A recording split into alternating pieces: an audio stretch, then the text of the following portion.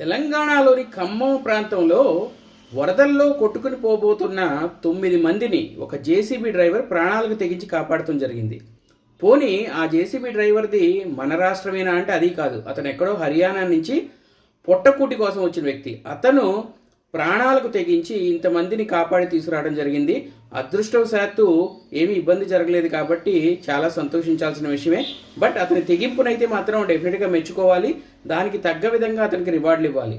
ఇప్పుడు పొలిటికల్ పార్టీలన్నీ ఏం చేస్తున్నాయంటే వాళ్ళ పార్టీ సభ్యులు అపోజిషన్ పార్టీల మీద, అంటే వాళ్ళకి సంబంధించిన అపోజిషన్ పార్టీ నాయకుల మీద విమర్శలు చేస్తే వాళ్ళకి పదవులు కట్టబెడతాం, వాళ్ళ అపోజిషన్ పార్టీ లీడర్ల ఇళ్ల మీద, పార్టీ ఆఫీసుల మీద దాడి చేస్తే వాళ్ళకి ప్రమోషన్లు ఇవ్వటం, అది ఏ పార్టీ అయినా కావచ్చు. సో ఇలాంటి సంస్కృతిని పెంచి పోషిస్తున్నాయి.